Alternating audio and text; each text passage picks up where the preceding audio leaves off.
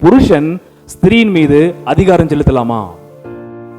புருஷன் மீது ஸ்திரியானவளுக்கு அதிகாரம் செலுத்துவதற்கு வேத வாக்கியம் அனுமதி கொடுக்காத பட்சத்தில் அப்ப புருஷன் ஸ்திரீ மீது அதிகாரம் செலுத்தலாமா என்பதான கேள்விக்கு பதில் அந்த இடத்துல கொடுக்கப்படவில்லை. புருஷனுக்கு மனைவி கீழ்ப்படிய வேண்டும் என்றால் எல்லா விஷயத்திலையும் புருஷன் யாருக்கு முதலாவது கீழ்ப்படிஞ்சிருக்கணும்? சத்தியமுள்ள வார்த்தை. எந்த வேத வாக்கியம் மனைவிக்கு கட்டளையிட்டு புருஷனுக்கு எல்லா விஷயத்துல கீழ்ப்படி என்று சொல்லப்பட்டிருக்கிறதோ, எந்த புருஷனுக்கு கீழ்ப்படிய வேண்டும் என்றும் வேத வாக்கியம் சொல்லியிருக்கிறது.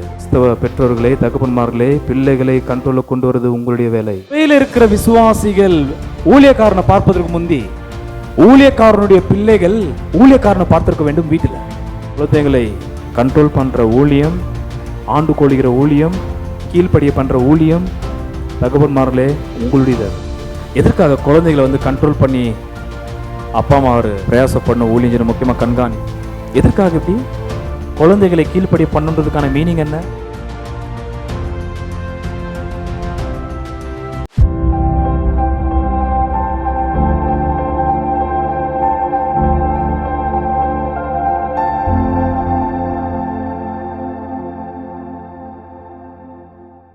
Timothy chapter 3 verses 1 to 7.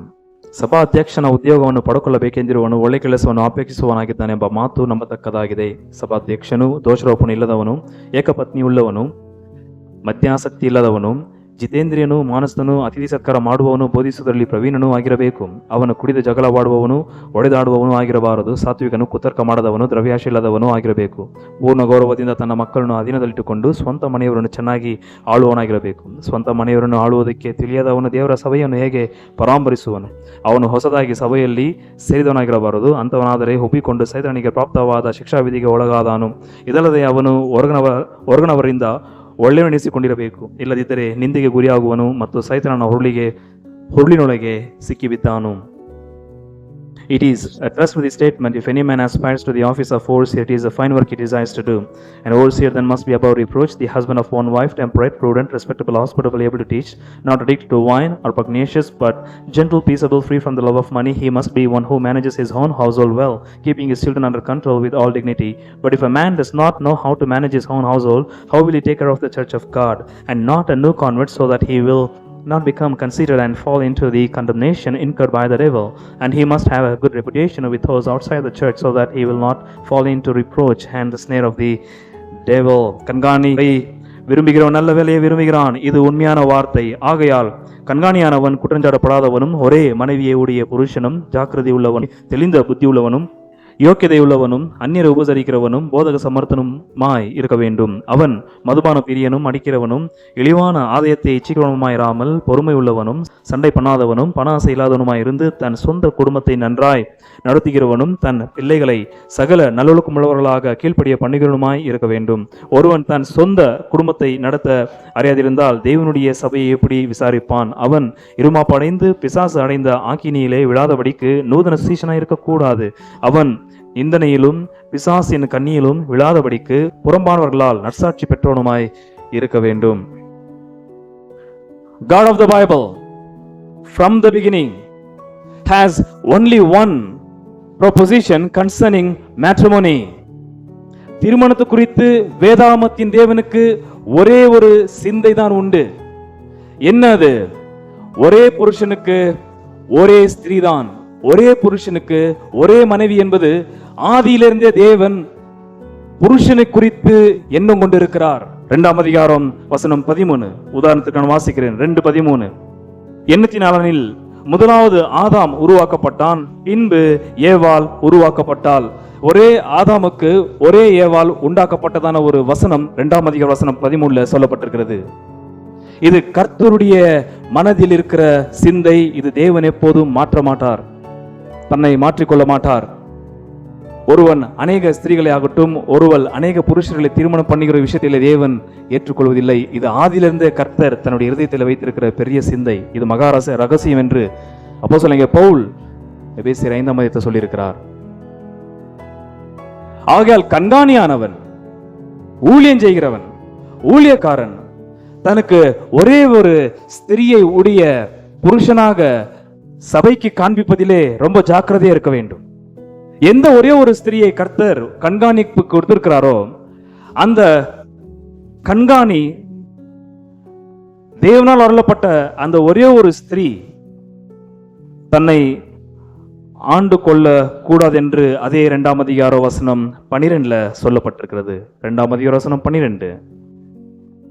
உபதேசம் பண்ணவும் புருஷன் மேல் அதிகாரம் செலுத்தவும் ஸ்திரியானவளுக்கு நான் உத்தரவு கொடுக்கிறதில்லை, அவள் அமைதலாய் இருக்க வேண்டும். என்னுடைய கேள்வி, புருஷன் ஸ்திரீயின் மீது அதிகாரம் செலுத்தலாமா? If the woman has no authority over man, neither man has authority over woman. புருஷன் மீது ஸ்திரியானவளுக்கு அதிகாரம் செலுத்துவதற்கு வேத வாக்கியம் அனுமதி கொடுக்காத பட்சத்தில் அப்ப புருஷன் ஸ்திரீ மீது அதிகாரம் செலுத்தலாமா என்பதான கேள்விக்கு பதில் அந்த இடத்துல கொடுக்கப்படவில்லை. பட் வசனம் 4 புருஷன் கண்காணியானவன், தகப்பன் பிள்ளைகள் மீது அதிகாரம் செலுத்த வேண்டும் என்று சொல்லப்பட்டிருக்கிறது. 3 வசனம் 4.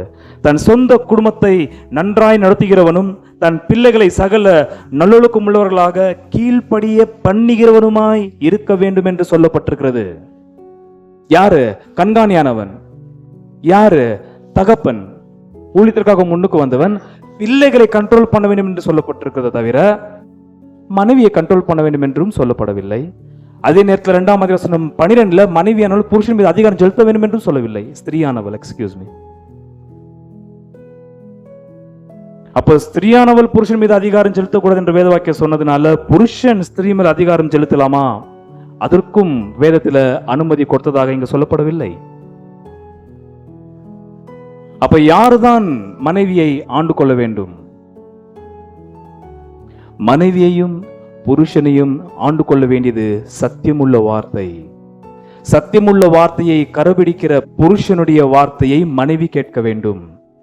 எப்போ கர்த்தருடைய வார்த்தையை கடைபிடிக்கிற புருஷனுடைய வார்த்தையை மனைவி கேட்கிறாளோ, மனைவி புருஷனுக்கு அல்ல கீழ்ப்படிஞ்சது. பொதுவாக யாருக்கு கீழ்ப்படிந்தால் சத்தியமுள்ள வார்த்தைக்கு.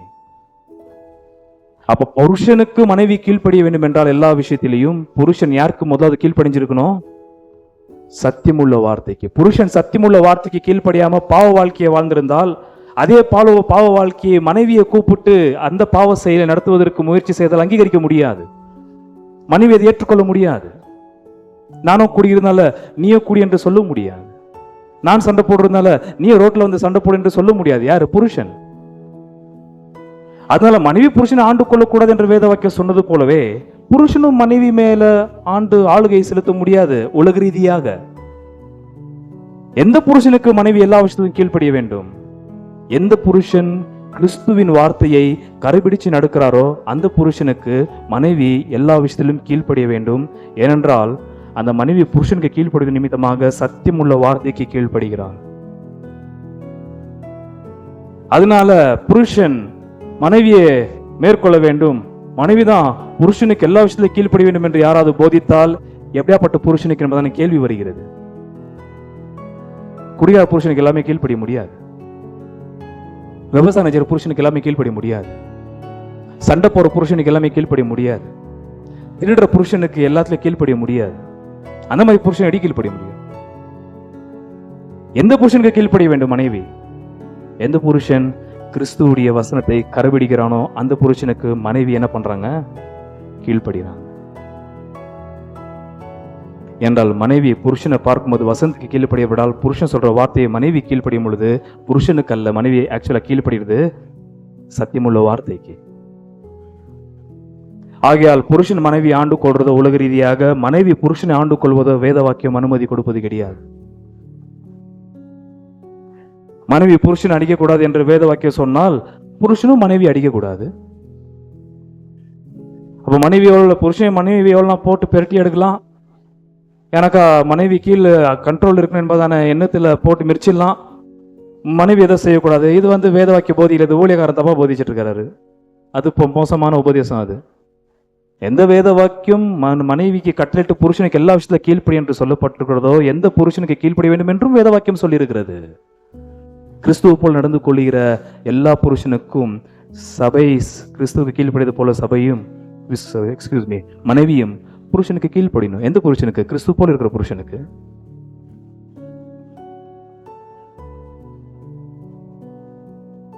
புருஷன் பொய் சொல்லு என்று சொன்னால் மனைவி அதை செய்யலாமா? வேத வாக்கிய கீழ்ப்படின்னு சொல்லியதுனால சொல்ல முடியாது. புருஷன் சொல்றதெல்லாம் மனைவி கேட்க முடியாது. உலக ரீதியாக அவர் இருந்தால் கிறிஸ்துவ போல இருந்து சொல்லட்டும், அதற்கு மனைவி எல்லா விஷயத்தையும் கீழ்ப்படியும் தான் ஆக வேண்டும். ஆனால் குடும்பத்தை பத்தி பேசும் பொழுது 3ஆம் அதிகாரம் 4:5 குடும்பத்திற்கு முன்பதாக கண்காணியானவன் எப்படி ஜாக்கிரதை இருக்க வேண்டும் என்று சொல்லும் பொழுது, கண்காணி தகப்பன், ஊழியத்திற்காக முன்னுக்கு வந்திருக்கிற கண்காணி பிள்ளைகளை ஆண்டு கொள்ள வேண்டும். பிள்ளைகளை ஆண்டு கொள்ள வேண்டும் என்பதை சத்தியத்தை இன்றைக்கு நான் பார்க்க போறதுனால தான் மனைவியை ஆண்டு கொள்ற விஷயத்தை பத்தி உங்களுக்கு மேல்நோட்டமா சொன்னேன். பிள்ளைகளை தகப்பன் ஆண்டு கொள்ள வேண்டும். இதுவும் நீங்கள் தெளிவாக புரிந்து கொள்ள வேண்டும் இன்றைக்கு சத்தியத்தை. பிள்ளைகள் வழி விலகி போனால் வேத வாக்கியம் தாயின் மீது குற்றஞ்சாட்டுவதற்கு இந்த இடத்துல வேதவாசனம் சொல்லவில்லை. தாயுடைய முக்கியமான கஷ்டமான வேலையை பெற்றெடுப்பது 2ஆம் அதிகாரம் 15 நான் வாசிப்பேன் அதுக்கு நேரத்துக்குள்ளாக. தாயுடைய முக்கியமான வேலை குழந்தையை உயிர் வழியிலே பெற்றெடுப்பது. ஆனா கீழே கண்காணியை பத்தி பேசும் பொழுது பிள்ளைகளை கண்ட்ரோல் பண்ணுவது தகப்பன். That's your job. You Christian fathers, கிறிஸ்தவ பெற்றோர்களே, தகப்பன்மார்களே, பிள்ளைகளை கண்ட்ரோல கொண்டு வருவது உங்களுடைய வேலை. Don't accuse, don't put blame on your spouses. Their main task is bearing children. குழந்தையை பிறக்க வைக்கிறது, ஆனா வளர்க்க வைக்கிறது yours. அதனால பிள்ளைகள் வழிவெளிக்கு போனால் குற்றம் சாட்டுவது தாயே அல்ல, ஃபாதர். Interesting subject. ஓகே.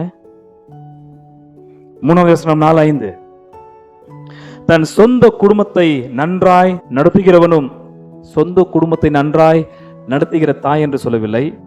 5ஆம் அதிகாரம் வசனம் 15 அப்புறமா வாசிப்பேன். அங்க சொல்லப்பட்டிருக்கிறது தாயை பத்தி. ஓகே, நாங்க போவேன் அப்புறமா.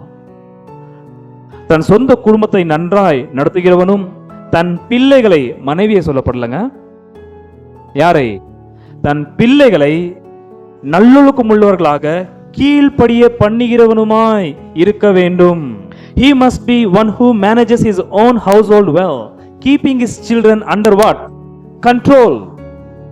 Father has to keep his children under control. Can he keep his wife under control? தன் சொந்த பிள்ளைகளை கீழ்ப்படிஞ்சு கூட அவங்களுடைய ஆதீனத்திற்குள்ளாக வைத்துக் கொள்ள வேண்டும் தகப்பன்மார் பிள்ளைகளை. அதே மாதிரி தன் மனைவி ஆதீனத்திற்குள்ளாக வைத்துக் கொள்ளலாமா? மனைவியை ஆதீனப்படுத்துவதற்கு தகப்பன்மார், முக்கியமா புருஷன் பிரயாசப்பட வேண்டியதில்லை. புருஷன் கிறிஸ்துவை போல நடந்தால் போதும், மனைவி எல்லா விஷயத்துக்கும் கீழ்ப்படிவாள். ஆனா பிள்ளைகள் அப்படி கிடையாது. பிள்ளைகளை தகப்பன்மார் கட்டாயமாய் கீழ்ப்படிய பண்ண வேண்டியதா இருக்கிறது. சிலர் பிள்ளைங்களை கீழ்ப்படிவதற்கு முயற்சி எடுக்காம இந்த தகப்பன்மார் மனைவியை கீழ்ப்படிவதற்கு முயற்சி எடுக்கிறார்கள். அந்த முயற்சி வீண், அது சண்டையில தான் போய் முடியும். நீங்கள் கிறிஸ்துவ போல இருந்தால் உங்க மனைவிமார்கள் உங்களுக்கு எல்லா விஷயத்திலையும் அடங்குவார்கள். முதலாவது 3ஆம் வசனம்ல தன் சொந்த குடும்பத்தை நன்றாய் நடத்துகிறவனும் தன் பிள்ளைகளை சகல நல்லொழுக்கம் உள்ளவர்களாக கீழ்ப்படிய பண்ணுகிறவனும். எகோன்டா என் உபாடகே, அந்த கீழ்ப்படிய பண்ணுகிறேன் என்பதான வார்த்தைக்கான அர்த்தம் கொஞ்சம் நான் சொல்லுகிறேன். ரொம்ப அருமையான வார்த்தை அது. ஹுபோடகே அல்லது ஹுபோடாசோ என்பதான வார்த்தை போடப்படுகிறது. ஹுபோன்ற வார்த்தைக்கு அண்டர், கீழே. டசோன்ருக்கு வார்த்தைக்கு நம்முடைய கீழே ஒழுங்காக நிறுத்துவது. அப்பாக்கு கீழே பிள்ளைகள் ஒழுங்காக நிறுத்த வேண்டும். அதாவது பிள்ளைகள் அப்பாவை பார்க்க வேண்டும், அப்பா பிள்ளைகளை பார்க்க வேண்டும். எபிஸ்கோப்பே, மேல சொல்லப்படுற ஓவர்சியர், பிஷப், கண்காணி, அவர் மேல இருந்து ஜனங்களை பார்க்க வேண்டும். ஆனா இங்க சொல்லப்படுற உபோட்டசோ என்பதான வார்த்தைக்கு அர்த்தம் கீழே இருக்கிற பிள்ளைகள் அப்பாவை பார்க்க வேண்டும். டிஃபரண்ட் புரிஞ்சுதான்? அந்த வார்த்தைக்கு அர்த்தமே உனக்கு கீழே இருக்கிற பிள்ளைகள் உன்னை பார்க்க வேண்டும். That's hupotasso. எபிஸ்கோப்போ கண்காணி, மேல இருந்து கண்காணி ஜனங்களை, சபையை பார்க்க வேண்டும். ஆனா குடும்பம் வரும் பொழுது பிள்ளைகள் அப்பாவை பார்ப்பார்கள், பார்க்க வைக்கணும் அப்பாவை. அதான் கீழ்ப்படிய பண்ணுது வார்த்தைக்கு அர்த்தம். அப்பாவை பார்க்க வச்சுட்டே இருக்கணும் பிள்ளைகள். அப்பா என்ன பண்றாரு? அப்பா என்ன யோசிக்கிறாரு? அப்பா எங்க போயிட்டு வர்றாரு? அப்பாவுடைய நடவடிக்கைகள் என்ன? அப்பாவுடைய பேச்சுவார்த்தைகள் என்ன? அப்பாவுடைய சிந்தை என்ன? அவர் அம்மா கிட்ட எப்படி இருக்கிறாரு? எல்லாவற்றையும் பிள்ளைகள் அப்பாவை பார்க்க வைப்பதுதான் ஹுபோடசோ என்பதான கிரேக்க வார்த்தைக்கு அர்த்தம். வெறும் சபையிலே ஊழியக்காரன் விசுவாசிகளை பார்ப்பதற்கு முந்தி வீட்டில வசனம் 5, ஒருவன் தன் சொந்த குடும்பத்தை நடத்த அறியாதிருந்தால் தேவனுடைய சபையை எப்படி நடத்துவான்? விசாரிப்பான். அந்த வார்த்தைக்கு அப்புறமா நான் கீழே வரேன். சபையில இருக்கிற விசுவாசிகள் ஊழியக்காரனை பார்ப்பதற்கு முந்தி ஊழியக்காரனுடைய பிள்ளைகள் ஊழியக்காரனை பார்த்திருக்க வேண்டும். ஊழியக்காரனுடைய பிள்ளைகள் வீட்டில் ஊழியக்காரனை பார்க்காத பட்சத்தில் சபையில இருக்கிற விசுவாசிகளை ஊழியக்காரன் பார்க்க முடியாது. ஓகே, 3 தன் சொந்த குடும்பத்தை நன்றாய் நடத்துகிறவனும், அடுத்த வார்த்தை என்ன? தன் பிள்ளைகளை சகல நல்லொழுக்கமுள்ளவர்களாக கீழ்ப்படிய பணிகளுமா இருக்க வேண்டும். முதல் அந்த பிள்ளைகள் என்பதான வார்த்தைக்கு நான் அர்த்தத்தை சொல்ல விரும்புகிறேன்.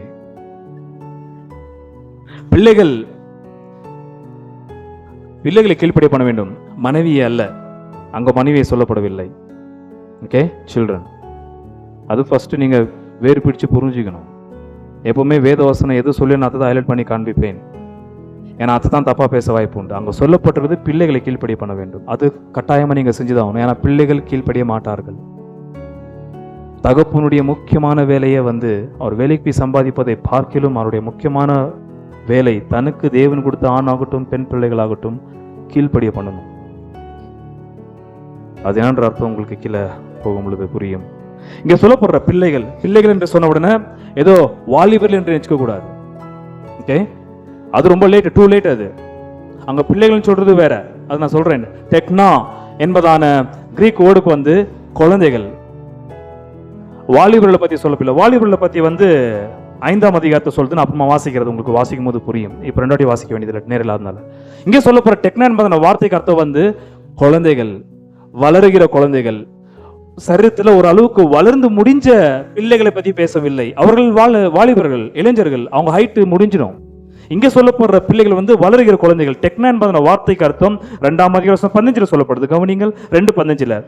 அப்படி இருந்தும் தெளிந்த புத்தியோடு விசுவாசத்திலும் அன்பிலும் பரிசுத்தத்திலும் நிலை கொண்டிருந்தால் என்ன வார்த்தை? பிள்ளை பெற்றினாலே. அப்ப பிள்ளைன்னு சொல்றது ஒரே வார்த்தை டெக்னான்ற வார்த்தை அங்க சொல்லப்பட்டிருக்கு. சேம் வார்த்தையின் 3 சொல்லப்படுற பிள்ளைகள். அப்ப குழந்தைகள் என்று பிள்ளைகள் என்று சொல்றது யார? குழந்தைகளை, growing children, வளருகிற குழந்தைகள். சரித்துல வளர்ந்து முடிஞ்ச, அது அடோலசென்ட் இருக்கலாம், இல்ல யூத் இருக்கலாம், டீனேஜ் பீப்புள் இருக்கலாம். வளர்ந்து முடிந்தவர்களை பத்தி இங்க பாயிண்ட் அவுட் பண்ணவில்லை. இங்க சொல்லப்படுற பிள்ளைகள் என்று சொல்றது வளருகிற குழந்தைகள். உங்க வீட்டில் வளர குழந்தைங்க இருக்கிறாங்களா? பால் குடிக்கிற குழந்தைங்க இருக்கிறாங்க. கஞ்சி போல் ஆகார சாப்பிட்ற குழந்தைங்க இருக்கிறாங்க. கெட்டியான கறி மாம்சம் சாப்பிட்ற வளருகிற பசங்க இருக்கிறாங்க. அவர்கள் எல்லோரையும் இங்க சொல்லப்பட்டிருக்கிறது. சரீரத்தில் வளர்ந்து முடிஞ்ச ஆட்களை பத்தி இங்க ஃபோக்கஸ் பண்ணவில்லை. அவர்களை கீழ்ப்படிய பண்றது வெரி ஹார்ட் டாஸ்க். அது ரொம்ப கஷ்டம். அது வளர்ந்து முடிஞ்ச பேருக்கு. வளர்ற குழந்தைங்களை தான் ஊழியக்காரனுக்கு அந்த மாதிரி பிள்ளைகள் இருக்கும்போது அப்பவே ஊழியத்தை ஸ்டார்ட் பண்ண வேண்டும். 5ஆம் வசனம் 14, 5:14. திருப்ப அந்த பிள்ளைகள், குழந்தைகள் என்ற வார்த்தை எழுத பாருங்க. 5:14. ஆகையால் இளவயதுள்ள விதவைகள் விவாகம் பண்ணவும், அடுத்த வார்த்தை என்ன? பிள்ளைகளை பெறவும். டெக்னா பிள்ளைகள் அங்க சொல்றது பிள்ளைகளை பெற வேண்டும். அப்ப அங்க பிள்ளைகள் சொல்றது யார? பொருந்த குழந்தைகளை. குழந்தை வளர்ந்து வராங்க பாருங்க, சரீரத்துல வளர்ச்சி உண்டாது பாருங்க. அந்த வளர்ச்சியின் பாதையில இருக்கிற குழந்தைகளை அங்க சொல்லப்பட்டிருக்கிறது. உங்களது ஹைட்ல அவ்வளவுதான். இதுக்கப்புறம் நம்ம சரீரத்துல வளர்றது கிடையாது. உங்க வீட்டுல இருக்கிற பசங்க 18 தாண்டிட்டாங்க, 18 தாண்டி போன பிறகு அந்த அடோலசென்ட் ஏஜ் தாண்டின உடனே என்ன வருது? இல்ல ஜூனல் ஏஜ் போனதுக்கு அப்புறம் வளர்ச்சி, சரீரத்தின் வளர்ச்சி ஏற்படுறது கிடையாது. ரைட்? அந்த யூத்தை பத்தி பேசலாங்க. அங்க சொல்லப்படுறது children, growing children, grow up, swan. வளர பிள்ளைகளை பத்தி சொல்லப்பட்டிருக்கிறது. ஸோ ப்ளீஸ், குழந்தைங்களை அது பாட்டுக்கு அது வளரும்னு சொல்லிட்டு தப்பா எடுத்துக்கொள்ள வேண்டாம்.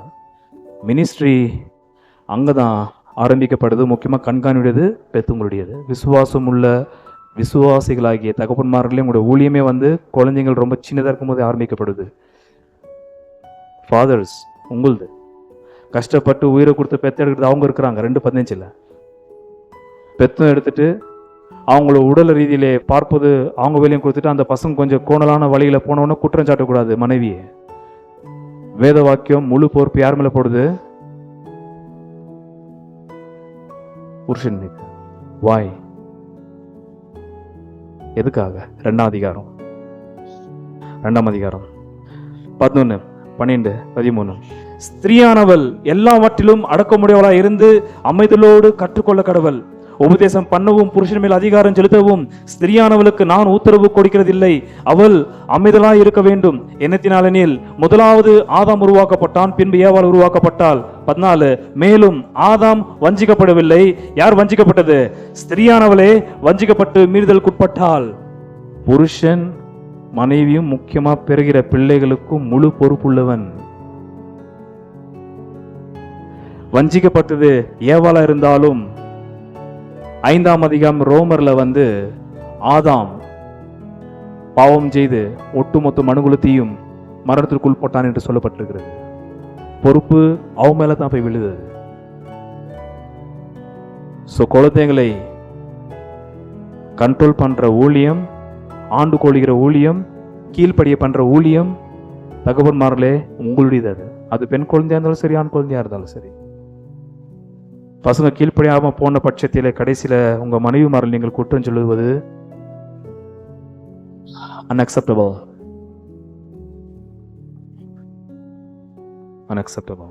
எதற்காக குழந்தைகளை கண்ட்ரோல் பண்ணி அப்பா அம்மா ஒரு பிரயாசம் பண்ண ஊழியம், முக்கியமா கண்காணி, ஃபர்ஸ்ட் ஊழியமே அதுதான்.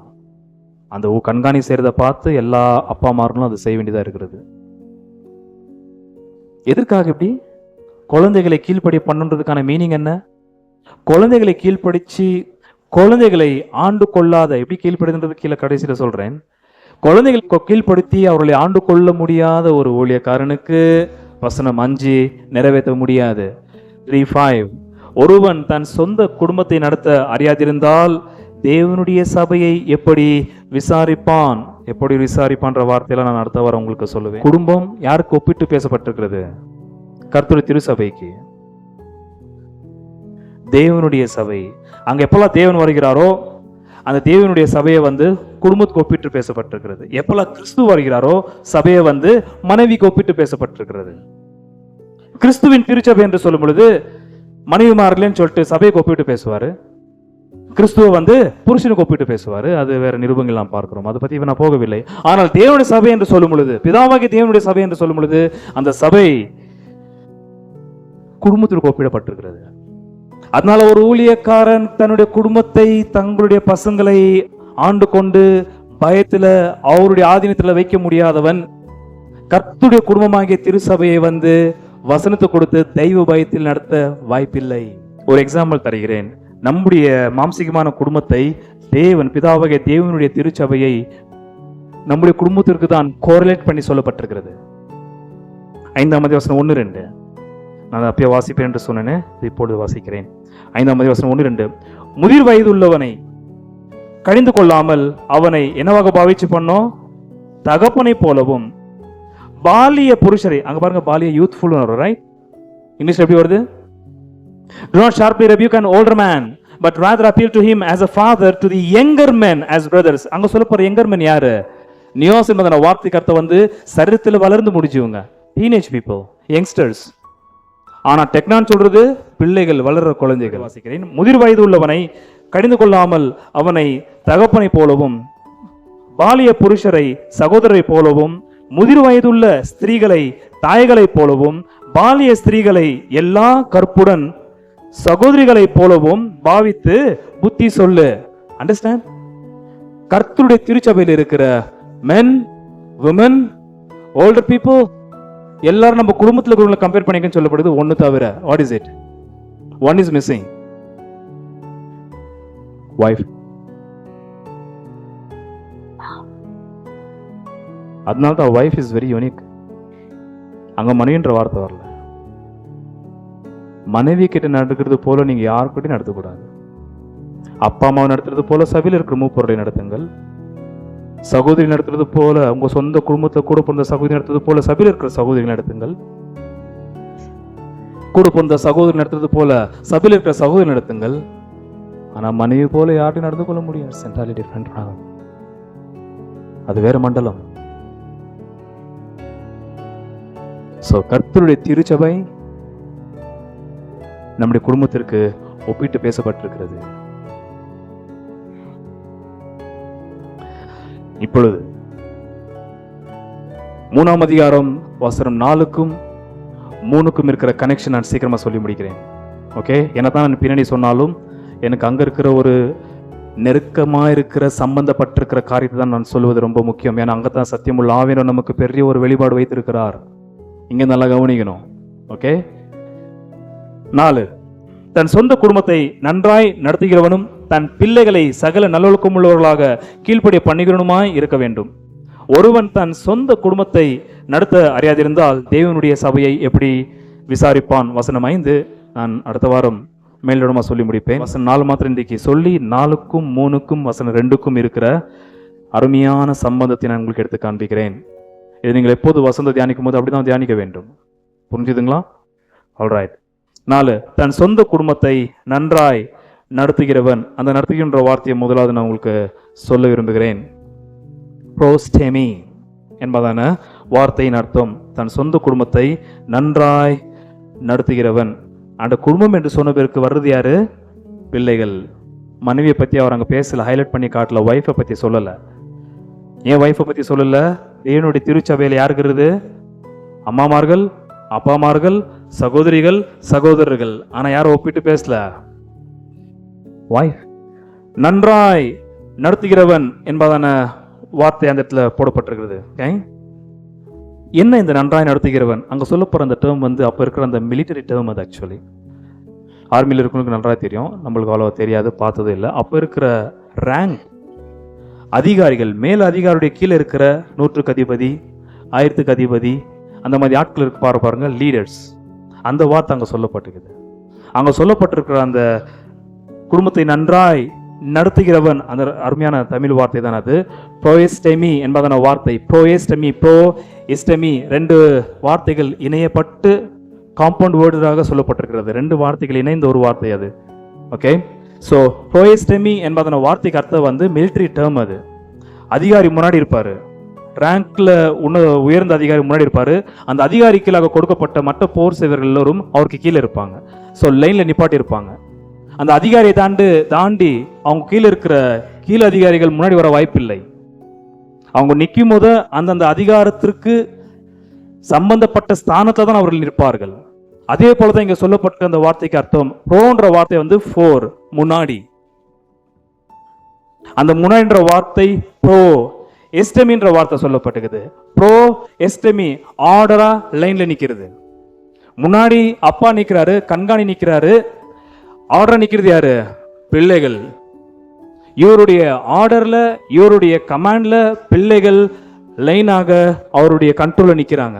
இவரை தாண்டி போயிடக்கூடாது. இவரு சொல்லாத காரியத்தை பிள்ளைகள் இடதுபுறமோ வலதுபுறமோ திரும்பக்கூடாது. அவரை தான் அட்டென்ஷனை பார்க்க வேண்டும். முன்னாடி இருக்கிற அப்பாவை அவருக்கு முன்னாடி பார்த்து கொண்டிருக்கிற பிள்ளைகள் கண்காணிக்க வேண்டும், பார்த்துன்னு இருக்கணும். இந்த வார்த்தையின் அர்த்தம் ரொம்ப அருமையா சொல்லப்பட்டது. இப்ப நான் 3:2 நான் உங்களுக்கு கம்பேர் பண்ணி சொல்ல விரும்புகிறேன். ஒருவேளை பிள்ளைகள் ஒரு கண்காணியை, ஒரு ஊழியக்காரனுடைய மகன் அல்லது மகள் முன்னாடி இருந்து அவரை பார்க்கும் பொழுது மேலே சொல்லப்படுற வார்த்தையின்படி அந்த கண்காணி பண ஆசை உள்ளவனாய் இருக்கக்கூடாது. அந்த கண்காணி மதுபான குடிக்கிறவனாய், மதுபான பிரியனாய் இருக்கக்கூடாது. யார் பார்வைக்கு? அந்த கண்காணிக்கு அந்த பிள்ளையுடைய அம்மா தவிர வேற எந்த விதமான சித்திமார்கள் இருக்கக்கூடாது. பசங்க கண்டுபிடிச்சிருவாங்க.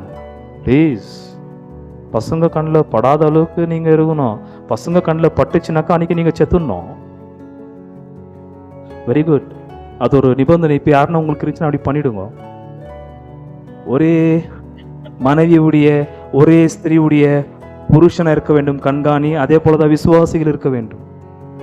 ஊழியக்காரனை 2-3 பின்னாடி ஓரமா ஒழிச்சு வச்சுக்கினேன் முன்னாடி வந்து பிரசங்கம் பண்ணாக்கா அதுக்கப்புறம் சொல்றேன் என்னான்ட்டு. இன்னைக்கு நீங்க சொல்லணும் வையன், நாளைக்கு உங்களை மாதிரியே ஒரு குட்டி வரும், அது ஊரே பிரசங்கம் பண்ணும். ஆகையால் தான் யாக்கோபு சொன்ன வார்த்தை என்ன? அவன் தன் சுய இச்சிலை இழுக்கப்பட்டு சிக்குண்டு பாவத்தை கர்ப்பம் தரிப்பான், பாவமானது பூரணமாகும் பொழுது மரணத்தை அடியும். அதனால நீங்க எவ்வளோதான் ஒழிச்சு வச்சாலும் அது வெளியே வராமல் இருக்காது. அதெல்லாம் பசங்க பார்த்தா என்ன பண்ணுவாங்கன்னு சொல்றேன் நான் லாஸ்ட்ல. That's the connection in between verse 3, in between verse 4, 2 and 3. பசங்க அது பார்க்கக்கூடாது. பசங்க காதில் அது பசங்க பார்க்காது. நீங்கள் என்னத்தான் ட்ரை பண்ணி அது பண்ணக்கூடாது. நீங்கள் ஊழியக்காரன் இதெல்லாம் கடிந்து கொள்ளனாக்கா அவன் கரெக்டாக இருக்கணும். எந்த ஊழியக்காரன் இந்த ஊழியக்காரன் இதை பற்றி பேசுறதுலையும் அவனுக்கு அந்த மாதிரி விஷயங்கள் இருக்கும். அந்த மாதிரி ஆள்கிட்ட இருக்கக்கூடாது. நான் எந்த ஊழியக்காரர் இதை ஸ்ட்ரிக்டாக பேச நான் கேட்கவே மாட்டேன்றேன். ஏன்னா அவங்களுக்கு தான் அந்த மாதிரி தான் தெரில சபையில். நான் எங்கேயுமே ஸ்ட்ரிக்டாக பேசுகிறேன். நீங்கள் என்ன கேட்டிருக்கீங்களா? எனக்கு நான் ஒண்டி தான் பேசுகிறேன்னு எனக்கு தோணுது. எனக்கு நான் கேட்குற ஊழியக்காரங்க பேசுகிறாங்க. அவங்க இந்த இந்தியாவிலே இல்லை. அவங்க அது வேறு விஷயம். இதெல்லாம் பேசணும். சில பேர் என்ன பண்ணுறது, ப்ரைவேட்டாக எங்களுக்கு பிரச்சனைக்கு வீட்டில் வாங்கன்னு கூப்பிட்டு அப்புறம் சொல்லிட்டு இருப்பாங்க இந்த விஷயத்த. வீட்டில் நான் சபையிலே பேசிடுது. எல்லாரும் முன்னாடி பேசிகிட்டு இருக்கேன் நான். Let me now synchronize verses 4, 5 to verses 2, 3. வசனம் 4, 3ஐயும் 4, 5ஐயும் வசனம் 3, 2க்கும் நான் இப்போ ஒப்பிட்டு காண்பிக்க விரும்புகிறேன். ஓகே. தன் சொந்த குடும்பத்தை நன்றாய் நடத்துகிறவனும் தன் பிள்ளைகளை சகல நல்லொழுக்கம் உள்ளவர்களாக கீழ்ப்படிய பண்ணுகிறவனுமாய் இருக்க வேண்டும். பிள்ளைகளை ஆர்டராக ஒரு தகப்பன் முன்னாடி நிறுத்தின பிறகு பிள்ளைகள் அப்பாவை பார்த்து கொண்டிருக்கும் பொழுது அப்பா மாதிரியே பிள்ளைகள் இருக்கத்தக்கதாக அப்பா என்ன பண்ணும்? கீழ்ப்படிய பண்ண வேண்டும். நடத்துகிறவன் ஆர்டர்ல நிப்பாட்ட வேண்டும். ஆர்டர்ல நிப்பாட்டின பிறகு அந்த அப்பா என்ன பண்ண பிள்ளைகளை கீழ்ப்படிய பண்ண வேண்டும். நான் இருக்கிற மாட்டான் நீ இருக்கணும் கட்டாயமா. எனக்கு எந்த வயசுல கல்யாணம் ஆச்சோ அந்த வயசுல உனக்கு நான் கல்யாணம் பண்ணுவோம். அதுக்குள்ள நீ ஓடிடக்கூடாது அங்க இங்க போயின்னு. புரியுதா? நான் எந்த வயசுல மனைவியை லவ் பண்ணணும் அதே வயசுல நீ லவ் பண்ணணும் அப்படின்றத அவங்க முன்னாடி பிரத்யட்சமா காட்டணும். நீங்க நான் படிக்கிற வயசுல படிச்சது போல நீயும் செய்யணும்.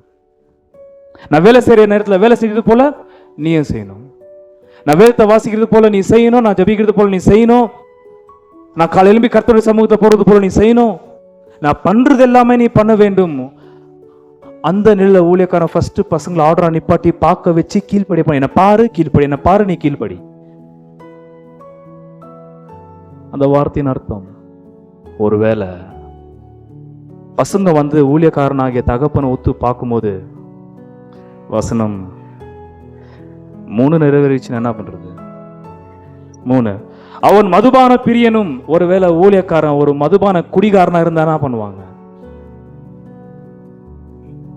அவன் மதுபான பிரியனும் அடிக்கிறவனும் இழிவான ஆதாயத்தை இச்சிக்கிறவனுமாயிராமல் பொறுமை உள்ளவனும் சண்டை பண்ணாதவனும் பண ஆசை இல்லாதவனுமா இருந்து. குடிகாரனாலே சண்டை தான். அது வேணாம். அது பசங்க கீழே கண்டுபிடிச்சிடறாங்க. குடிகாரன் சண்டை போடுவான், எங்க அப்பா குடிகாரு சண்டை போட்டுட்டு இருப்பாருன்றது பசங்க கீழே தெரிஞ்சிடும். ஏன்னா தான் பார்த்துட்டு இருக்காங்க. பண ஆசை வந்துச்சுன்னா பணாசை மாத்திரம் கிடையாது. வசனம் 2, ஆகையால் கண்காணியானவன் குற்றஞ்சாட்டப்படாதவனும் ஒரே மனைவியுடைய புருஷனும். எங்க அப்பா எங்க அம்மா கிட்ட பழகுறது போல மற்றவங்கள்ட்டையும் பழகுறாருன்றது பசங்க பார்த்தாக்கா என்ன பசங்களுக்கு? எங்க அம்மாட்ட பழகுறது மாதிரி எங்க அப்பா வேறு அது வளர குழந்தைங்க பார்ப்பாங்க. அங்க சொல்ற போல அந்த குழந்தைங்க நான் சொல்லிட்டு இருக்கிறேன். வளர குழந்தைங்க பார்க்கும்போது அம்மாட்ட பேசுற மாதிரி வேறொன்ட்ட பேசுறாரு. அம்மா இல்லாத போது வேற ஒரு அம்மா அக்கா வராங்க. யார் இது? குழந்தைங்களுக்கு அப்ப தெரியாது. வளர வளர வளர தெரியும். சில புருஷங்களை எங்கேயுமே விட முடிய மாட்டேன். எங்க விட்டாலும் ஒரு பிரச்சனையை கொண்டு விட்டுறாங்க. பாத்தீங்கன்னா இந்த மாதிரி சில ஆம்பளைங்க அப்படிங்கிறாங்க. ரொம்ப மட்டமான ஆம்பளைங்க. எங்க விட்டாலும் அங்க ஒரு பிரச்சனை. அவனுக்கு தெரியும் அந்த அம்மாவுக்கு கல்யாணம் ஆகிட்டு வேற பசங்க வேற புருஷன் இருக்கிறாங்க, மனைவி பசங்களா இருக்கிறாங்க தெரிஞ்சும் இவர் உள்ள பூந்துடுது நடுவில். அதுனா குப்பை தொட்டி புதியும் தெரில நம்மளுக்கு. நான் என்னையே சேர்த்துக்கிறோம். ஏன்னா உங்களுக்கு எவ்வளோ பேர் காட்டாதுன்னு தெரில. அப்படி இருக்கக்கூடாது. ஏன் அவங்களுக்கும் குடும்பம் இருக்காதா, பசங்க இருக்காதா? அந்த குடும்பத்தை நாசா பண்ணலாமா? அட்லீஸ்ட் வேத வசந்த அறிவு விடு, பொதுவான அறிவாத இருக்கணும். இல்லை அப்படி அவங்களாம் வந்தாலும் துப்பி அனுப்பக்கூடாதா? நீ போமா, உன் புருஷன் அனுப்ப நான் புத்தி சொல்லி அனுப்புறேன், அந்த மாதிரி நீ போவாதுன்னு நீ புத்தி சொல்லக்கூடாது. நீ உக்காந்துருது. அப்படியா, சரியில்லையா அவன், உனக்கு என்ன ஹெல்ப் பண்ணுமா என்கிட்ட கேளு. பொச்சுக்குச்சு பிசாசு. அவங்க 2 பேரும் நடுவில் பிசாசு நெல்லி கல்யாணம் பண்ணி விட்டுருவான். கர்த்தர் ஏற்கனவே முன்னாடி நெல்லி உடன்படிக்கை பண்ணி கல்யாணம் பண்ணி வச்சாக்கா, இந்த மாதிரி பிசாசு உனக்கு அது மாத்திரம் போதாது, வா நான் இங்க ஒரு டைப் பண்றேன்னு சொல்லிட்டு அங்க ஒரு கட்டு போட்டு விட்டுருவான்.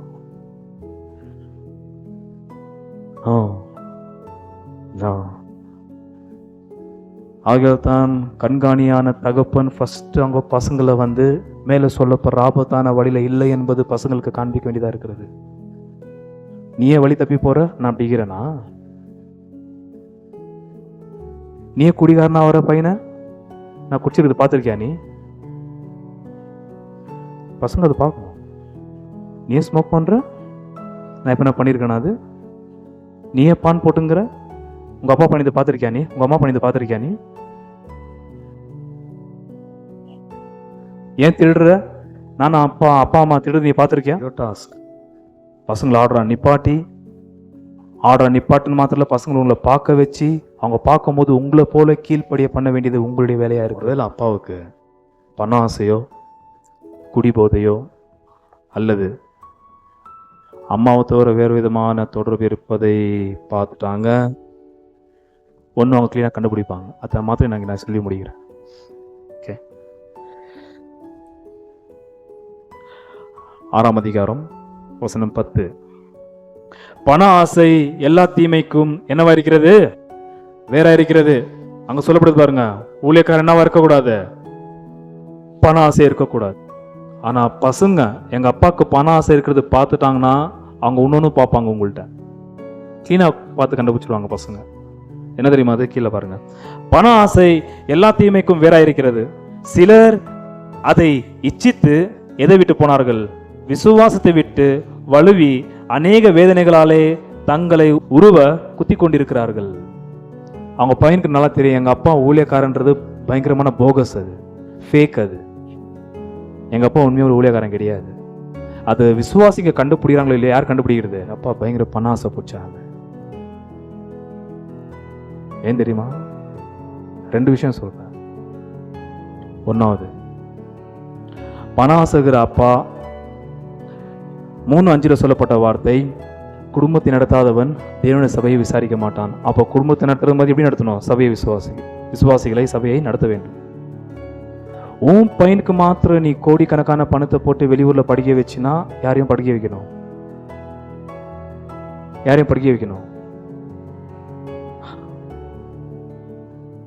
இல்லைனாக்கா சபை விசுவாசிகள் எப்படி நார்மலாக இருக்கிறாங்களோ அந்த மாதிரி நீ உன் பையனை படிக்க வைக்கணும். உன் பையனை நீ ஜெட்டில் அமிச்சு வெளியூருக்கு அமிச்சு படிக்க வைக்கிற எதுல? விசுவாசிங்க கொடுக்குற பணத்துல. அவங்க படிக்க போறானோ, பப்புக்கு போறானோ, குடிக்கிறானோ, வேறு கூட யாரா சுத்தி இருக்கிறானான்னு தெரியாது. ஏன்னா அவனை பார்த்துட்டு இருக்கிறான், உன்ட்ட பணம் ஆசை இருக்கிறது. அதனால கண்டிப்பா சொல்லுகிறேன், பண ஆசை இருக்கிற உன்னை பார்த்த உன் பையன், நான் அப்புறம் லாஸ்ட சொல்லி முடிகிறேன், அவன் என்னவா மாறுறான்றது. சபையை நீ நடத்துறது உன் குடும்பத்தை நடத்துறது போல இருக்க வேண்டும். ஒன்னு சபையில் இருக்கிற சராசரியான விசுவாசிக்கு ஏத்த மாதிரி நீ இருக்க வேண்டும், அல்லது உன் நிலைக்கு விசுவாசிகளை உன்னுடையதை கொடுத்து கொண்டு வர வேண்டும்.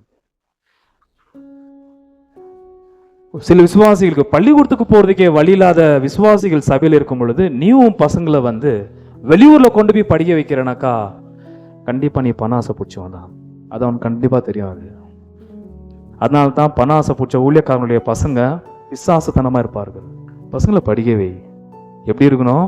மற்ற பசங்களும் பாஸ்டர் அப்பாவுடைய பசங்க போல நானும் படிக்கணும், பாஸ்டருடைய பசங்க எப்படி இருக்கிறாங்களோ அது மாதிரி நான் படிக்கணும்னு சொல்லிட்டு பசங்க விரும்புகிற அளவுக்கு ஊழியக்காரனுடைய பசங்களை வந்து அந்த ஒரு கல்வியில நடத்த வேண்டும். விருப்பம் கொண்டால் அந்த பையனும் படிக்கிற நிலைமைக்கு கொண்டு போக வேண்டியதா இருக்கிறது. உங்க பையன் நீ கோடிக்கணக்கான ரூபாக்களை விசுவாசிக்கின்றதை வாங்கிட்டு அவனை வெளியூர்ல படிக்க வைக்கிறதும் சரி, படிக்க வச்சுட்டு ஜனத்திற்கு எதாவது சேவை பண்ண வைக்கிறியா? அதுவும் கிடையாது. டாக்டருக்கு படிக்க வச்ச, பிரைஸ் தி லார்ட், கர்த்தருக்கு ஸ்தோத்திரம். அவரும் சர்ச்சு பக்கத்துல கிளினிக்கை வச்சு எல்லாருக்கும் இலவசமான மருத்துவம் பார்க்குறாரா?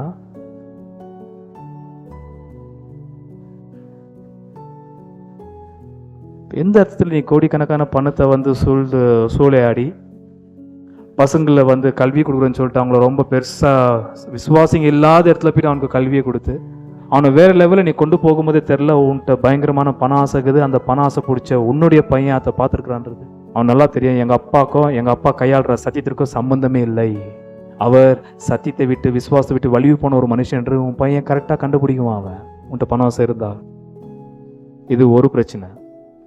தனக்காக தன்னுடைய குடும்பத்திற்காக மாத்திரம் பணத்தை கொள்ளையடிச்சு சேர்த்து வைக்கிறது. என்னுடைய சந்ததி என் பிள்ளைங்களுக்கு வர, அதை என் பிள்ளையோட சந்ததி அப்படி தலைமுறை அவங்களுக்கு எல்லா சொத்து இருக்கணும்னு சொல்லிட்டு எல்லாத்தையும் குவிச்சு வச்சிருக்கிற நீ.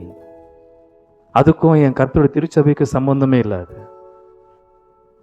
சபையை நடத்துறவனுக்கு அது உதாரணமே இல்லையே. அது இது ஒன்று. ரெண்டாவது 5ஆம் அதிகாரம் வசனம் 8.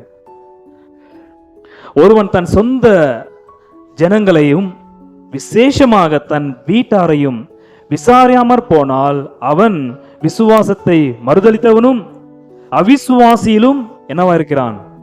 நல்லா கவனிச்சிங்களா? பண ஆசை உள்ளவன் எதை விட்டு விலகி போகிறான்? ஆர்வத்தில் விசுவாசத்தை விட்டு விலகி போகிறவன். 5:8 ஒருவன் தன் சொந்த ஜனங்களையும் விசேஷமாக தன் வீட்டாரையும் விசாரியாமற் போனால் அவன் விசுவாசத்தை மறுதலித்தவனும். அப்ப இவன் யார்? இவன் விசாரிப்பானாக்கா குடும்ப தேவைகளை சந்திக்காத போகிறவன். அவன் அங்க போகும்போது வீட்டில் பார்க்கலாம். பண ஆசை உள்ளவன் ஒரு ஊழியக்கார ஒன்று தன்னுடைய குடும்பத்துக்கு 100% குவிச்சு வைப்பான் பணத்தை, ஜனலிருந்து வாங்கி வாங்கி வாங்கி வாங்கி வாங்கி. அப்படி இல்லையா அவன் கொண்டி பார்த்துக்குவான், குடும்பத்துக்கு கூட கொடுக்க மாட்டான். அந்த மாதிரி ஆளை பார்த்து சொல்ற வார்த்தை அவிசுவாசிலும் கெட்டவன். அவன் அவிசுவாசினா பரவாயில்ல, அவங்க கிட்ட இரக்கம் பாராட்டி மனம் திரும்பி சத்தியத்தை போதிக்கலாம். அதை பார்க்க ரொம்ப மோசமானவன் இந்த பண ஆசை உள்ள ஆளு, குடும்பத்தையும் விசாரிக்காமல் போகிறவன். பசங்களை நல்லா தெரியும், சும்மா சர்ச்சில் தான் பேசிங்கிறார் அவரு, வீட்டில் எங்களெல்லாம் அவர் கண்டுக்கிறதே கிடையாது அப்படின்னு பசங்களை நல்லா தெரிஞ்சிடுவாங்க.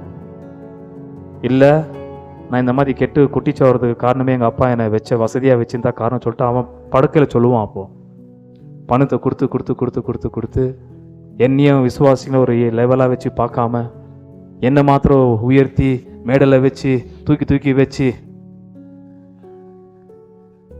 ஊழியக்கார பையனால மேடல் போய் உக்காந்துக்கிறான். அவன் உட்காரவே அவனை கீழே என்னத்து மேடல் உட்காரிக்கிறான். அவனை பிரசங்கம் பண்ணுறானா? ஃபஸ்ட்டு உன்னை பார்க்கட்டான். அவன் இந்த மாதிரி பண்ணி எல்லாம் பண ஆசை உள்ளவனுக்கு அப்படி தான் பண்ணுவாங்க. அப்படி பண்ணி பண்ணி பண்ணி பண்ணி அவனுக்கு பண ஆசை வந்து அவன் பற்பல பாவங்களை செஞ்சு கர்த்தர் அவனை தண்டிச்சு ஏலியுடைய 2 பிள்ளைகளை பற்றி சொல்லப்படுது பாருங்க. பிலியாலின் பிள்ளைகள், பிசாசுடைய பிள்ளைகள். அந்த மாதிரி பிசாசு பிள்ளைகளை வளர்த்தி வைக்கிறவர்கள் இந்த பண ஆசை பிடிச்ச ஊழியக்காரர்கள். அவன் சாமொழுது சொல்லுவான், இதுக்கெல்லாம் காரணம் எங்கள் அப்பா தான். அவர் என்ன சாதாரணமாக வளர்த்துருந்தாக்க நான் இப்படி ஆயிருக்க மாட்டேன், நான் கெட்டு குட்டிச்சு வர்றது காரணம் எங்கள் அப்பா தான் சொல்லிட்டு அவன் கண்டிப்பாக சொல்லுவான். இது பண ஆசை. குடி, நீங்கள் ஒன்று குடிச்சா அவன் எல்லா ட்ரக்ஸும் எடுப்பான். இன்னைக்கு எனக்கு நல்லா தெரியும். ஒரு வேதாம கல்லூரியில் இருக்கிற அவர் டீனா இருந்தார் நினைக்கிறேன். அவங்க பையன் அவர் அதே காலேஜில் கொண்டு வந்து போட்டார். அந்த காலேஜில் வந்து அவன் பையனுடைய கல்வியெல்லாம் பார்க்கும் பொழுது அவர் படித்த பேர் இன்டர்நேஷ்னல் ஸ்கூலில் படிச்சதுனால நான் வெளியூர் போனால் தான், டெக்ஸஸில் போனால் தான் படிப்பேன்னு சொல்லிட்டு ஏதோ வெளியூரில் அமெரிக்காவில் டெக்ஸஸில் போய் படித்தான். அங்கே தான் இருக்கிறான். ஆனால் அவர் கல்லூரிக்கு போவார், பப்புக்கு போயின்னு இருப்பார். எந்த சர்ச்சில் போகிறார் அங்கே இருக்கிற பொண்ணுங்களை மயக்கி அவங்கள அங்கே கூட்டு போயின்னு இருப்பாங்க. அப்போ குடிகாரனா பசங்க பல மடங்கு பாய்வார்கள். முக்கியமாக ஊழியக்கார பசங்களை பல மடங்கு பாய்வார்கள். ரொம்ப ஊழியக்கார பசங்களை நான் பார்த்துருக்கிறேன். அந்த மாதிரி பணாசகருவன் செத்த போயிடுறான், கெட்ட குமார மருதி மாறிடுறான். குடிகார ஊழியக்காரங்களை பசங்க பார்க்கும் பொழுது பல விதமான மயக்கமும் பல விதமான போதைக்கும் அவன் அடிமைப்படுவான். இவர் என்ன சொல்ற மாதிரி இருக்குது? அவன் சொல்ல உன்னை பார்த்தான் கத்துக்கிறான்ன்றான். அவன் நான் அப்படி போறதுக்கு காரணமே நீ தான்றான். அது ஒரு விஷயம். ஊழியக்காரன் கண்காணி ஊழியம் செய்கிறவனுக்கு ஒரே ஒரு ஸ்திரீ இல்லாம பல ஸ்திரீகளோட கூட தொடர்பு வச்சிருந்தான். அதான் பையன் பார்த்தான், பொண்ணு பார்த்தா. அந்த பவுல் சொல்ற வார்த்தை என்ன? திருசபையில கால் வைக்கிறதுக்கு முன்னாடி உனக்கு பசங்க கர்த்தர் கொடுத்துருந்தான், உனக்கு கொடுத்த மனைவி கிட்ட கர்த்தர் பசங்களை கொடுத்துருந்தா. அவங்கள முன்னாடி வச்சு ஆர்டரா நிப்பாட்டி அவங்க மேலே அதிகாரியா நீ நில்லி அந்த பசங்க உன்னை பார்க்கணும், உன்னை பார்க்குறத அவங்க கற்றுக்கணும். அந்த மாதிரி நீ அவங்களை கீழ்ப்படியே பண்ணணும். நீ பற்பல ஸ்திரீகளோட கொடுந்தா வளர பசங்க அதே லெவலில் போவாங்க. நீ ஒரு குடிகாரனாக இருந்தால் பசங்க அதே பாதையில் பல மடங்கு பாய்வார்கள். நீ ஒரு பண ஆசை உள்ளவனாக இருந்தால் பசங்களும் திருடுறதும் ஜெயிலு கோர்ட்டுன்னு தான் நீங்கள் சுற்றி திருடி கண்ட்ரோல் பண்ணுறீங்க பசங்களை. ஒரு ஊழியக்காரன் ஆண்டவராகிய இயேசு கிறிஸ்துவை நேசித்து அவரோட வார்த்தையை கீழ்ப்படிஞ்சு, ஒரு ஊழியக்காரன் தன்னுடைய மனைவியை மதித்து அன்பு கூர்ந்து அன்பாய் நடந்து பசங்களுக்கு காண்பிக்க வேண்டிய அன்பையும் நேரத்தையும் ஒதுக்கி பிள்ளைகள் அது பார்த்துட்டு வந்தாக்க பிள்ளைகள் கண்டிப்பாக தப்பு செய்வாங்க. தப்பு செய்யும் போது நீங்கள் அங்கே நிற்கணும். என்னை பார்த்த தானே நீ நாடி பண்ணனா என் கிட்ட ஒருத்தர் பேசுகிற நாடி எப்போ நான் பேசியிருக்கிறேன்னா அது சொல்லி பாருங்க. பிள்ளைகள் இம்மிடியட்டாக கீழ்ப்படிவார். நான் பண்ணனா அது நீ பார்க்குறது நான் பார்த்துருக்கேன். எப்போனா சினிமாக்கு நீ போகிற நான் போயிருக்கிறேன். எப்போனா அப்படி ஸ்மோக் மட்டுக்கு போயிருக்கிறேன். நான் எப்போ நாடி போயிருக்கிறேன்னா நானும் உமார்த்தா ஸ்கூலில் படித்தேன், நானும் உமார்த்தா கல்லூரிக்கு போனேன், நானும் உமார்த்தா வெளியே போயிட்டு வந்துட்டு இருக்கேன். நான் எப்போ அது பண்ணியிருக்கிறேன்னா நீ எப்படியாவது செய்யலாம். அங்கதான் ஊழியக்காரனுடைய அதிகாரம் உள்ள அந்த வார்த்தையில தேவாவியனவர் செயல்பட்டு பசங்களை கண்ட்ரோல் கொண்டு வர்றது.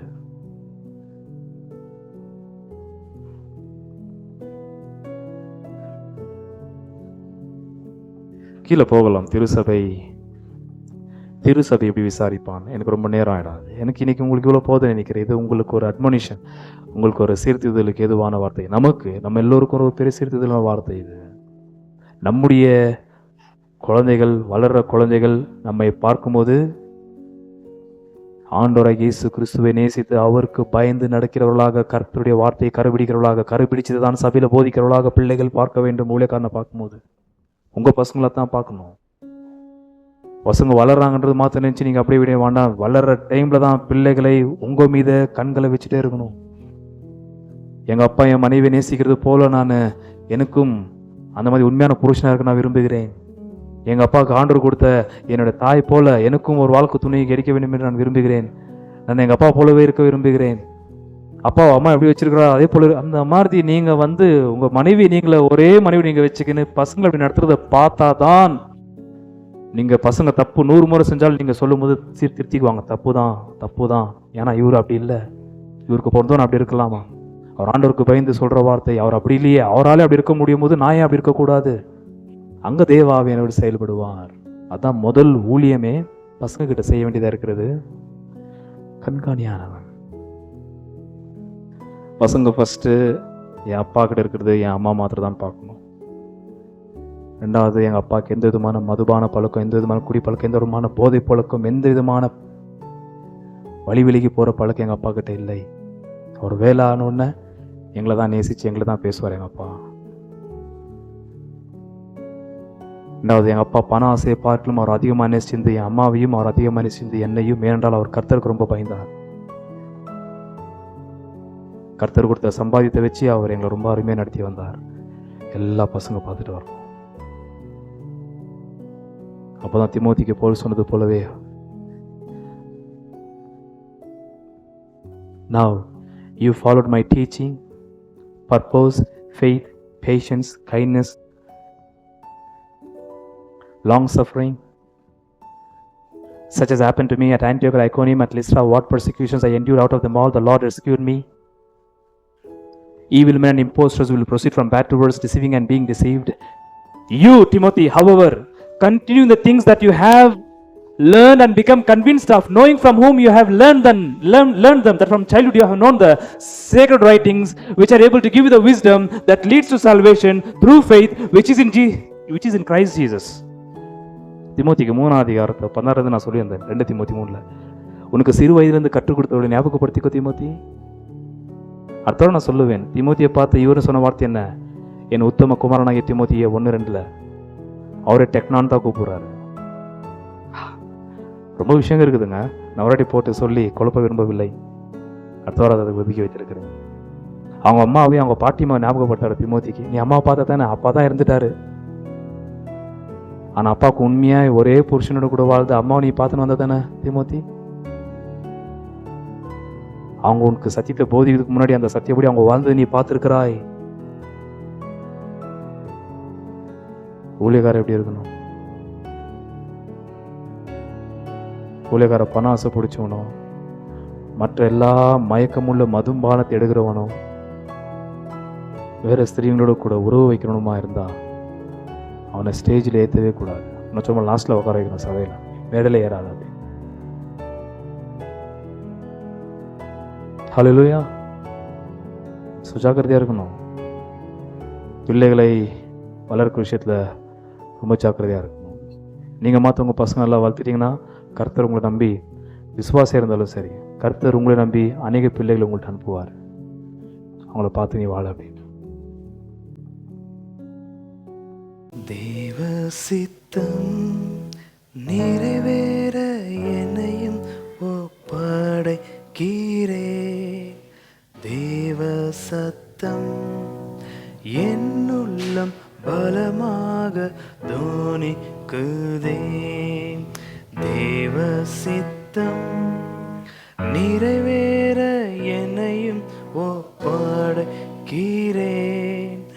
தேவ சத்தம் என்னுள்ளம் பலமாக தோனிக்குதே. முட்களுக்குள் மலர்கின்றதோ மக்களை கவரும் லீலி புஷ்பம் போல். முட்களுக்குள் மலர்கின்றதோ மக்களை கவரும் லீலி புஷ்பம் போல். என்னையுமே தம் சாயலாய் என்றென்றும் உருவாக்குவார். என்னையுமே தம் சாயலாய் என்றென்றும் உருவாக்குவார். தேவ சித்தம் நிறைவேற என்னையும் ஒப்படைக்கிறேன். தேவ சத்தம் என்னுள்ளம் பலமாக தோனிக்குதே. பொன்னை போல புடமிட்டாலும் பொன்னாக விளங்குவேன் என்றென்றுமே. பொன்னை போல புடமிட்டாலும் பொன்னாக விளங்குவேன் என்றென்றுமே. திராணிக்கு மேல் சோதித்தீரார் தாங்கிட பலனளிப்பார். திராணிக்கு மேல் சோதித்தீரார் தாங்கிட பலனளிப்பார். தேவ சித்தம் நிறைவேற என்னையும் ஒப்படைக்கிறேன். தேவ சத்தம் என்னுள்ளம் பலமாக தோனிக்குதே. அத்திமரம் துளிர் விடாமல் ஆஸ்திகள் அழிந்து நஷ்டம் வந்தாலும். அத்திமரம் துளிர் விடாமல் ஆஸ்திகள் அழிந்து நஷ்டம் வந்தாலும் கர்த்தருக்குள் சந்தோஷமாய் நித்தமும் மகிழ்ந்திடுவேன். கர்த்தருக்குள் சந்தோஷமாய் நித்தமும் மகிழ்ந்திடுவேன். தேவ சித்தம் நிறைவேற என்னையும் ஒப்படைக்கிறேன். தேவ சத்தம் என்னுள்ளம் பலமாக தோனிக்குதே. நீதிமானை அனுதினமும் சோதிக்க பல்வேறு துன்பம் வந்தும். நீதிமானை அனுதினமும் சோதிக்க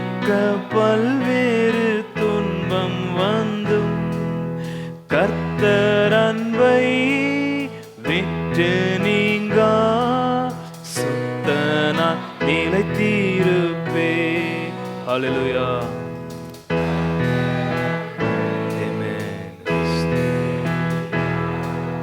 சுத்தனாய் நிலைத்திருப்பேன். தேவ சித்தம் நிறைவேற என்னையும் ஒப்படைக்கிறேன். தேவ சத்தம்